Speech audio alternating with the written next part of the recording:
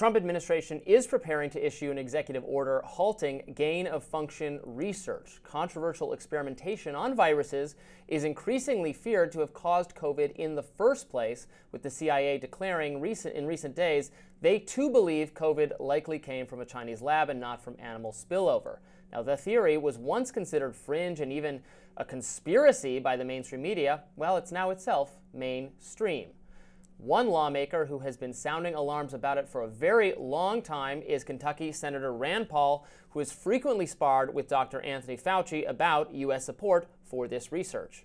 Just yesterday, the Senate committee the senator chairs subpoenaed 14 federal agencies from the Biden administration in a sweeping investigation into the origins of COVID. Here to elaborate on that investigation is Senator Paul, who also serves as chairman of the Senate Homeland Security and Government Affairs Committee. Welcome to Rising, Senator. Thanks for having me. It's great to have you back. A lot of news related to COVID origins and gain of function in recent days. Of course, there was the preemptive pardon of Dr. Fauci, which I'll ask you to address in a minute. But first, can you just give us more information about what you are seeking in terms of these subpoenas from the agencies you are pursuing? Generally, we want to know what type of gain-of-function research is going on throughout government and what kind of oversight there is. We're very concerned because the research money that was sent to China, to Wuhan specifically, went before a group of people in the NIH called the Dual Use Research of Concern Gain-of-Function Committee. It went before that committee and it should have gone next to a safety committee, but somehow that committee was bypassed. We've been asking specifically for the deliberations of that committee. What were the arguments for why it didn't need to go to the safety committee? What were the arguments for why it was or was not gain of function? The NIH has steadfastly refused to give us this information. It's a very specific meeting. We know it exists. The only reason we know they even met to discuss it, though, is because Freedom of Information retrievals have shown us this. They have never admitted that they even have such a meeting. They will not tell us who attends the meeting, and they will not give us the deliberations of what occurred at the meeting. But we are going to find this out. We've sent them a subpoena. We now have a friendlier administration, and we will get to the bottom of this. This is incredibly important because if we have ongoing money that is funding dangerous research, we need to know who's discussing it, who's involved with the deliberations, who ultimately approves it. Was this ultimately approved by Anthony Fauci or Francis Collins? And why did they bypass the safety committee? These are big questions, and they're big questions also as it moves forward.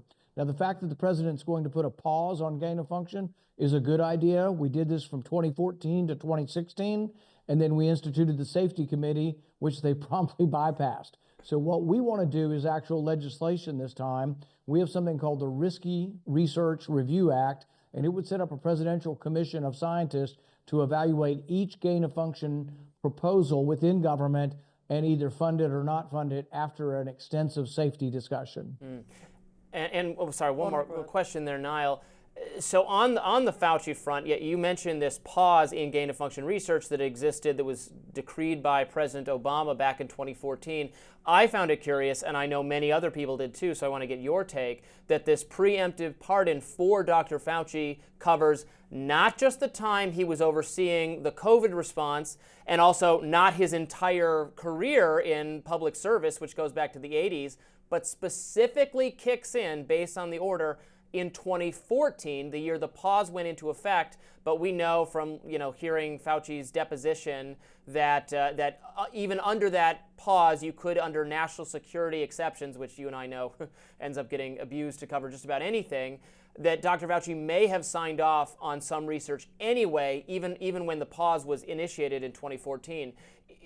Do you have concern that this pardon is structured then to help him avoid scrutiny from what took place there? Well, first of all, a preemptive pardon, I think history is going to judge him harshly for accepting this. You don't have to accept a presidential pardon, but if you do accept a pardon, the Supreme Court has ruled that you are also accepting guilt.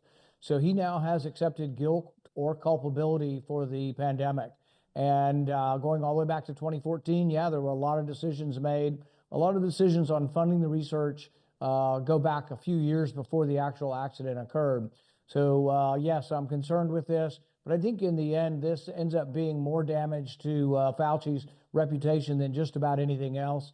It also makes him liable to testify. He's no longer gets Fifth Amendment immunity and says, oh, I can't testify because I might be prosecuted for having broken the law. So if he is made to testify again in the future, he will not be able to take the Fifth Amendment. We don't know if that'll happen, but the first thing we're going to do is get the documents for what was the deliberation, who made the deliberation, and who signed off on approving the money going to Wuhan. And if he's in that loop somewhere, ultimately he will be made to come in and testify.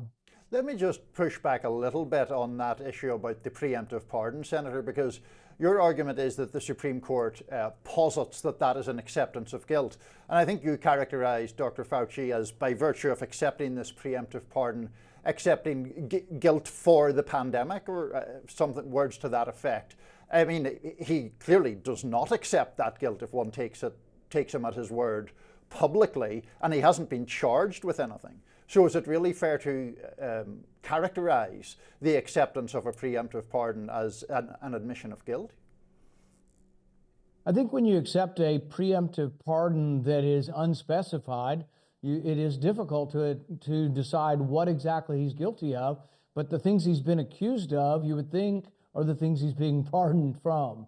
I don't think we're going to say he's guilty of stealing a car, but, he's been accused of approving the funding, and we know from his public and private statements that he did approve this funding.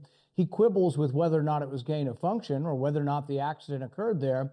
But we know from his public statements that he said, going all the way back to 2011, that gain of function research is worth it. Even if an accident should occur, even if a pandemic should occur from an accident, the knowledge gained is worth the risk. That's a political or policy or a philosophical position. There's been a divide in the scientific community really since they were able to reconstruct the Spanish flu back in 2004, and then someone was able to mutate the avian flu to make it more adaptable and more contagious and more infectious for mammals. These things scared the you-know-what out of a lot of scientists, and it was a huge debate. But Anthony Fauci was more powerful than many scientists, maybe one of the most powerful bureaucratic scientists in the world over a 40-year period. And so he put his thumb on the scales, but without question, we know that he favors this research. And without question, we now have 3 intelligence agencies who say they believe, after looking at all the evidence, that it did come from the lab. So yeah, I think he'll be judged harshly, and whether or not you can legally say he's guilty of something, it's a little difficult. But we also don't have a lot of experience with preemptive pardons for non-specific crimes. But I think the burden will be on him to try to prove that he didn't accept or guilt for the pandemic. I mean, that burden's going to be on him for the rest of time. Have you been able to provide any advice to Trump in terms of issuing this executive order? Because my fear is that, like last time when we tried to, or the political forces, the Democrats, Obama tried to constrain the medical establishment from doing this research, there were still exceptions and they were able to do it. Is this going to be a more robust effort to limit this research going forward? The problem with a broad ban of everything gain of function is that it is a category in which there could possibly be good research that could be called gain of function. So I think what you have to do is you have to examine grant by grant. And that's why I actually favor a commission of scientists with the ability to veto money and with the ability to look at all research, classified and unclassified, and make these judgments as opposed to a ban.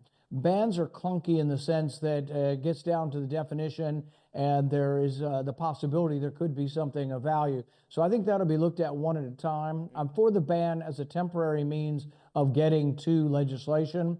My legislation is bipartisan. It passed out of committee 13-1 last Congress. So I will introduce that again. It comes out of my committee. If we can get it done in the House and the Senate, I think we can get President Trump's signature on it. But I am thankful that they're doing something immediately to lessen the danger of another accident. Senator Rand Paul, thank you so much for joining us to discuss. We really appreciate it. Thank you. Coming up, banning transgender people in the military. We'll tell you all about it right after this. Stay with us.